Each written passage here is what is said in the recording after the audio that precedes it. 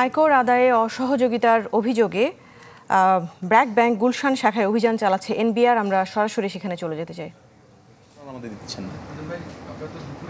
জি নিশ্চয়ই এইটা নিয়ে বিভিন্ন পর্যায়ে কথা হয়েছে। জি জি আপনারা বিষয়টাকে হ্যান্ডেল করার চেষ্টা করেছেন কিভাবে সেটাও যদি একটু বলেন।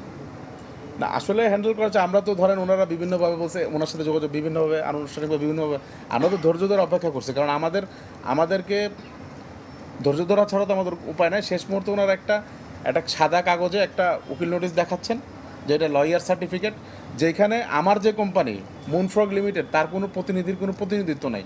তাহলে একটা সাদা কাগজ দেখে আমি কীভাবে বুঝবো? এখানে কোনো প্যাড নাই, কিছু নাই। একটা হোয়াটসঅ্যাপের একটা নোটিশ দেখে আমি চলে যাবো এখান থেকে সরকারি পাওনা 50 কোটি টাকা রেখে?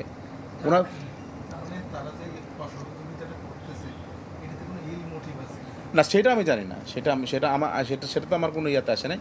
আমি এটা অসহযোগিতা হচ্ছে ইলমোটিভ আছে কি আমার কাছে কোনো প্রতীয়মান হয় না এটা। এরপর আপনারা কি করবেন?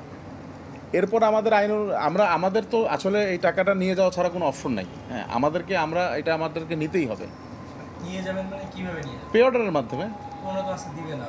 আমাদের অপেক্ষা করতে হবে। দেখেন, আমরা তো 10 ঘন্টা অপেক্ষা করবো। করেছি আমাদের অথরিটির কাছে আমাদের জব দিতে আছে। আমরা বলে আসছি এটা আমাদের নেওয়ার জন্য আসছি। আপনারা কখনো দেখছেন ইনকাম ট্যাক্সের ডিসিডি পে অর্ডার নেওয়ার জন্য আসছে? ওনার ব্যাংকের লোকরা কোনোদিন দেখছে? আমার এখানে প্রায় 15-16 জন ইন্সপেক্টর আছে, সকাল থেকে বসে আছে টাকার জন্য। এটাই তো একটু আনইউজুয়াল মনে হচ্ছে। জি। দুই পক্ষের দিক থেকেই মানে আমরা ধরেন জার্নালিস্ট হিসেবে এই ঘটনা নতুন, জি। আবার দেশের নাগরিক হিসেবেও নতুন। মানে আমি যদি আপনার কাছে টাকা পাই এবং সেটা যদি লিগালি সব কিছু ভ্যালিড থাকে, তারপরে আমি কিভাবে না দিতে পারি, এটা আমার কাছেও একটা প্রশ্ন। না, দুইজন প্রথমে আসছিলেন অ্যাজ ইউজুয়াল, যেটা দুইজন ইন্সপেক্টর বা একজন ইন্সপেক্টর আসছে, ওনারা দিয়ে দেয়। তো ওনারা যখন দিচ্ছেন না, তখনই কিন্তু আমরা একটা বড় টিম আসছে। এটা এমন কোনো বড় বিষয় না যার জন্য আমাদের 10 জন 15 জন 20 জনের আসতে হবে। সেটা আসছে কেন? ওনারা এটা একটা বাধা সৃষ্টি করছে, এজন্য আমাদেরকে আসতেছে এতজন। এনবিআর এর